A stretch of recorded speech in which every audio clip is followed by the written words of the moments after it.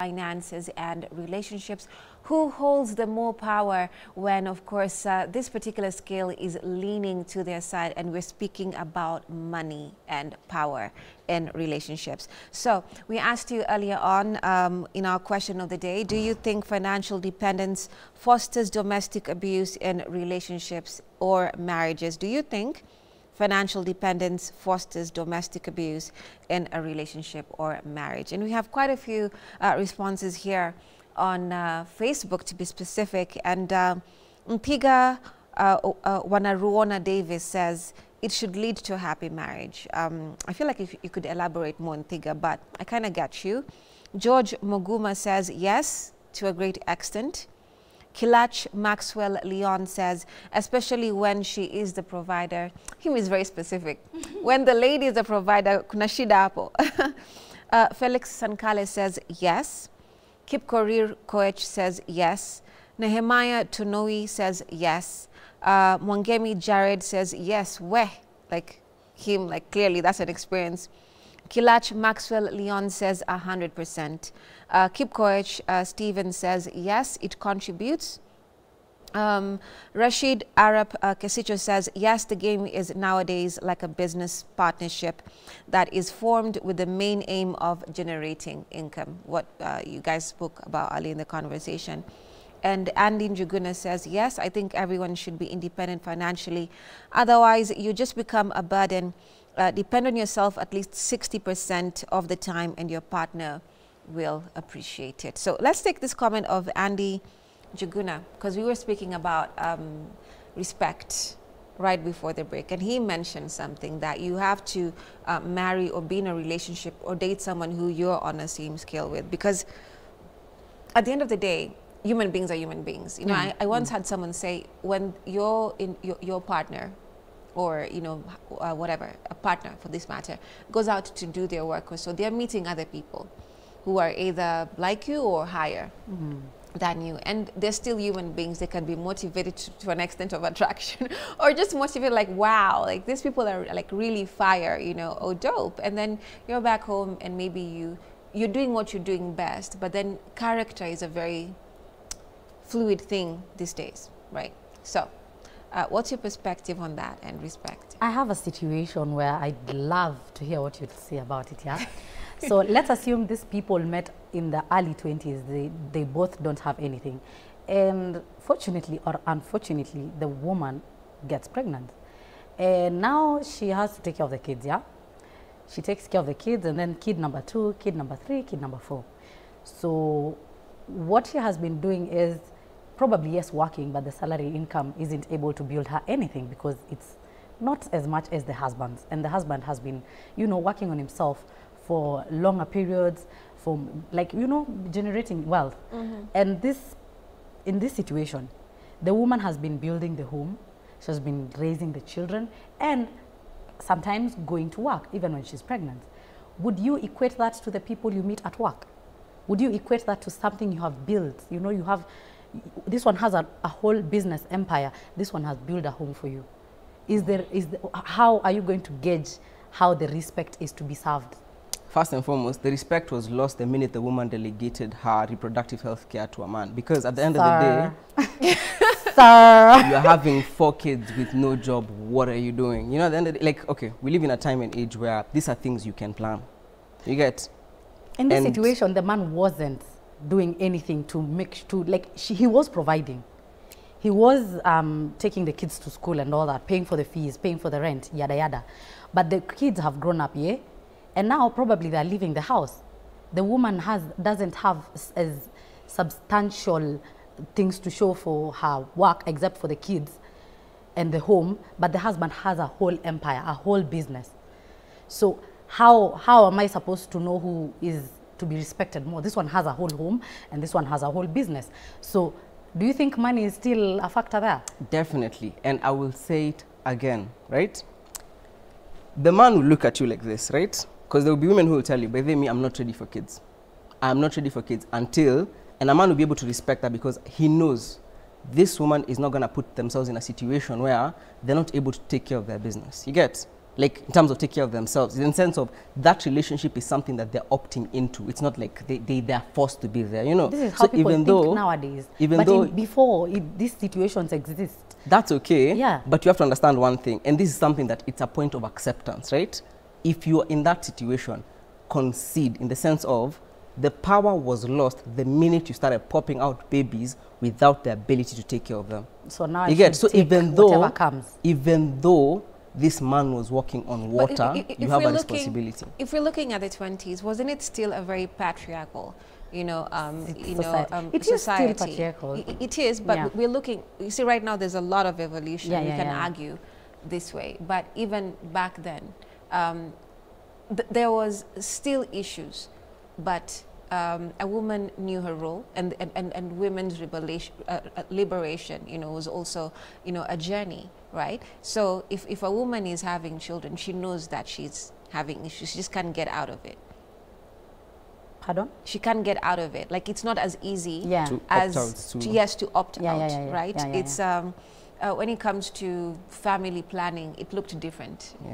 Things were, entirely different. So I think, I know I'm asking you guys questions. But at the end of the day, what's your take? But at the end of the day, there's an evolution here that affects a lot. And empowerment, we cannot rule out the perspective of empowerment. You see, women are also in a place where they want to explore. They want to get money first, like what he's saying. And men are also in that very same place. And you find some women will tick the boxes. I want to study, I want to do this, or like get kids early, study later, or have, or vice versa. But either way, it is to feed what they need to do. And men will get a family, some men, and then now they'll decide now to have the dynamic of living their life, even if they're in a marriage or relationship type of a situation. So in your perspective, when you're looking at power, what power does a woman hold? And what power does a man hold, economically, especially in a setting in 2024? Without us going too far, because there are very many motivations, like both of you said earlier. Women are driven differently, men are different differently, and we can sit here and argue as to why men do what they do and women do what they do. But power dynamic never changes. It's still very basic in its nature in society. So in 2024, what power does a woman hold? What power does a man hold? Should I take it first? Yeah, please do. I feel like right now it's like we are beginning to see the result of decades of women understanding that they cannot rely on the benevolence of men. And yes, women right now are not exactly where men are in terms of financial capability, like in society, in terms of power dynamics, right? And that's many historical reasons, like they'll contribute to that, But there's been, it's an upward curve, And that's the reason why we're having a lot of conflict in relationships, because men are in a situation where they're struggling to understand, first and foremost, and to manage a situation where the woman has more power than he has ever seen before, with his mom, with his siblings, you get? And that's the point of conflict, But yes, I will be very honest and say, yeah, women are getting more empowered. The power balance is tipping slightly to a more balanced scale, Because even women who necessarily may not be having, they may not be doing anything per se, right? It's like women are the same like individuals right now, where they'll be sitting at home and out of nowhere, some guy will send them money. Like that economic power of, I can get resources just because of my feminine energy. You know what I mean? Like that's something that even unsettles men. You know what I mean? Oh, it does? Oh, guys get vexed. They're like, I wish it was me. But they'll never tell you that. You know what I mean? But at the end of the day, like, that's something that a lot of guys need to sit down and accept, right? Yeah. Yeah. Okay, that's my take on it. I feel like it's tipping over. As he said, it might tip over. Because a woman doesn't need to do so much in a relationship to get, not in a marriage per se, but in a situation where she's dating. Like, let's say you're going outside with your boyfriend and he doesn't want you to be, with another man. So he's gonna do the most financially to keep you. So you wouldn't do so much.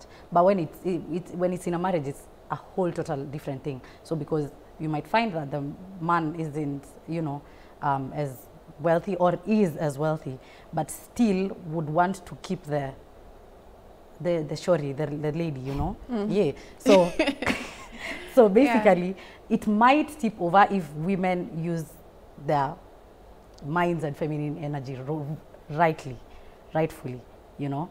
Yeah. And to add on top of that, in terms of marriages, once a woman gets married, men have this thing that they understand subconsciously. There are social repercussions to women when they get out of marriages. So when the guy is in a, like, even though if the power dynamics are balanced, like in terms of money, in terms of respect, in terms of what you're doing, in terms of what I'm doing, the man has a slightly higher edge when you enter a marriage, because first and foremost, I know as a divorcee, like let's say if I get divorced as a man, like it's my family, exactly, yeah, my family won't really get, but I know for you, it will be a very different scenario, you get? So you find women, they find themselves subconsciously more incentivized to stay in bad marriages, and because that gives men more power, regardless of whatever it is that they bring to the table. You get? So yeah, I feel like the manipulation and narcissism. Exactly. So marriage tips the scale more towards like the side of guys, but now when you're in the dating phase, women have a lot of power. More power, true. That is very true. Right.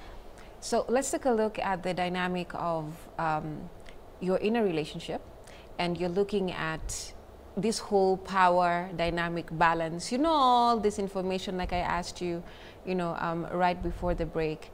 And now you're saying, I don't want this to be my reality. We speak about being woke, but yesterday I was having a conversation, you know, with a psychologist, and she said that most people are not self-aware. So at the end of the day, your background influences a lot of what you've seen and what you're going into. And you don't want to be that person, but subconsciously you just find yourself being that guy or being that chick. Either you're subdued or you're subduing, whichever way, you know, it falls into. So what do you think should be each one's motive getting in? Like how long, when should you even think of, I want to be in a marriage, I want to be in a serious relationship? At what point in your life would you think someone would be okay? At what age? At age is crazy because, you know, life is not the same for everyone. It is true. Your 24 might be my 34, you know? Yeah, like I might not have as much money as someone has in their 24s, you know, at 34. So it really depends with your, I feel it's your financial state that will determine if whether or not you'll get into a marriage or not. Because what about your mental? Is it financial or mental or just? As much as, well, mental of course, but financial as well, and as much as mental. Because if I cannot provide for, let's say I decide to get 3 children, if I cannot provide for them, because you guys know men go for milk and they never come back. So if I cannot provide for the children that I have myself and probably have extra, then that is not the right time to get into a marriage. And that isn't smart, you know, but people do that. That's where they go wrong. But for when you say you're getting into a marriage and you're like 21, you have nothing for yourself. Your husband is the one taking care of everything in the household, groceries, the rent, the water bill, everything. Then that is actually a dumb move to make. You know, it has to be calculated. It has to be. So, again, 2 things. Again, we've had this conversation. I'm coming to you, Rick. I can see you're aching to say something. So 2 things. We have now the part where a woman can feel like she wants to have fun. So she's young, right? Yeah. So you have that maybe 19 to or 20 to, you know, 30, and you're like, I want to settle down at 30. But you've been dating different guys. You've been getting, like, you've basically trying to find yourself however way people find themselves, you know, these days. And but sometimes you don't find that you're even ready still at 30. So you see, not everything, the ideal is what is usually painted out, but then the reality is so far away, like you said, you know, from the ideal. So is this time of discovering and, you know, just having fun, wasting time? Is where do you balance your getting your money, finding job, getting things right, and your mental health, and being a human being overall to actually be like a solid partner to your partner? I genuinely feel like I hate the way society has painted life for everyone, mostly women, because they have a timeline. And that's crazy business, because imagine you're giving me a timeline to live, and then I rush into the decisions that I'll rush into and then regret them later. So I feel like you could do everything at once. As a smart woman, I do everything at once. You have fun and you have your priorities right. Look for your money, have fun, date, and find your person. But if you don't, it is okay. Rihanna was married at 35, guys, and she has a whole entire business. If ASAP decided to leave, she's right, you know? Like, be smart about your decision. Don't get into a marriage or stay at home with kids if you are not financially stable or mentally stable as well. Yeah. All right. We'll Rick. go way back to the question before that one. Yeah. And Because now there are two. yeah. The truth of the matter is this: we have experienced it. We've gone through a pandemic. We've gone through a global recession. You can try predict all day your economic situation as much as you like, but we live in an unpredictable world. So you cannot base your decisions on something that you cannot really foretell, you know. So one thing I will say, getting married is completely a mental and spiritual thing. Oh. You get? No. Because that's my take on it. Okay. Because at the end of the day, right, what happens if I was earning A, B, C, D at this corporate job, and like we've seen in Kenya, all of a sudden the company shuts down? Will my marriage shut down with the company? But that's dependence as well. Like, what I meant was, you take care of your, like, you start your own, like, you could start your own business, build your own brand. You do not, like, in this sense, I'm not talking about corporate jobs or relying on a company to give you salary. I'm talking about building yourself, building your business as a woman or as a man, you know. Yeah, that's what I'm talking about. Okay, I need you to define the mental and spiritual. Give it more context. Okay, to get to where I was talking about, like in the sense of, in that specific context, right? You need to be in a space where you are able to genuinely have a life partner, because that's what marriage is. You get somebody you're willing to go through life with. That's what you're getting into, right? Fundamentally, because we can sugarcoat this all we want, right? But every single one of us, the thing that we genuinely crave, the little boy or little girl in us, just wants to feel connected, seen, and loved. That's what we're looking for. But all of this is coming out of, we have so much fear, we have so much, all these societal pressures that are pushing us to look at factors that, honestly speaking, long-term don't really matter. So until you get to the point where you can mentally and spiritually accommodate an entire human being, right, throughout their different phases in life, throughout them changing, throughout them becoming the woman and the man that they want to be, don't get married, because money will not make a difference. Money will only make a situation worse if two immature people are going at it. You get me? Yeah, that's my take on it. What I think is, as you said, character shifts, you know, the person might change. What ubadilika, yeah? And as you said before again, when you have been raised in a different household from the other person, probably you didn't have money, you didn't have good, like your household was not healthy, you know, that will basically be part of what makes the marriage, yeah? Because if I didn't have money, yeah, and now I get money, I'm going to act different from someone who has always had money in the marriage. You cannot form an entire marriage on the foundation of an insecurity, in the sense of, if I grew up poor and that's the thing that I'm trying to solve with a marriage, your marriage will crumble. So what do you think? I should wait for what? For Healing. me to heal. Heal. People don't even know that at sometimes. You know, it's unconscious. You don't even know you're going through it. You find yourself in a marriage already. That's so what are you going to do? In this particular context, that's what I'm asking. Most of the time we've heard that someone or people should take time to know who they are and the like before they join in marriage or partnership with someone else, because all those issues come to the fore and we have a whole disaster. Remember, you have children, right? So it's not a walk in the park or something that, you know, will work itself out. But we don't have that reality as much these days. It's there, the knowledge is, but the practicality of it is different. Yeah. Right? So that's why I was asking you, what do you think would be, if you were to give it a timeline for men and women? We're not talking about just how women are given, you know, timelines like, yeah, by 30-year-old or you can't give birth, which is like a fallacy. It is true, but it is true. But I mean, it's not in the same breath. It is, but it's not. You understand? Because I mean, we've done so much. Women can do a whole lot more, you know, with the time and experiences. Yeah, There's nothing that we've seen. They've broken glass ceilings. But the point here is, if you were to be given a timeline, what would that timeline look like? I want to hear what he has to say. Well, we're winding up, so guys, your final comments. Final comments. I think we don't give people enough credit, right? Every person gets to that point where they meet growth, because when you start forming relationship based on the things that were wrong when you're being brought up and etc., right, you will end up in crisis. And those crises change people, divorces, bad relationships, and eventually people get to an age where they're like, you know what, the motivations of getting into relationships are A, B, C, D, and they're purely intrinsic. And that's usually at a point of crisis. We all get there. And we don't give people enough credit, because it always happens after something bad, like something traumatic, like a bad relationship, you know. But people do get there eventually, you know. And that's the reality of it. And that's my take on it. Because I genuinely believe tunafikanga to that point, we just don't like talking about it. Okay, so I'm gonna say, I'm gonna speak like a true Gen Z. Yeah. There is no timeline. Don't even do that to yourself. Don't. That's one, because everyone has a different.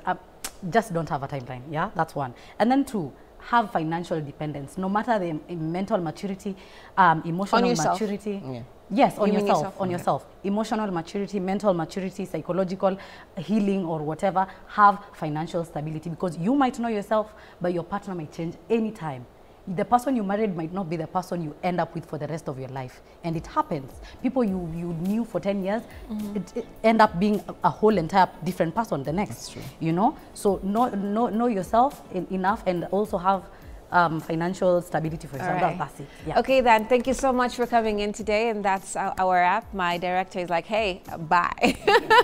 Right, our guests today have been Rick, or otherwise known as Togo. He's a digital content creator, and also we've had Natasha Nosim. She's also a digital content creator. We've been speaking about power dynamics, especially on the fact of who holds the power in a relationship, especially when they do have more money or they hold the financial, perspective here. Thank you for watching. My name is Remy Majala. We'll see you again tomorrow.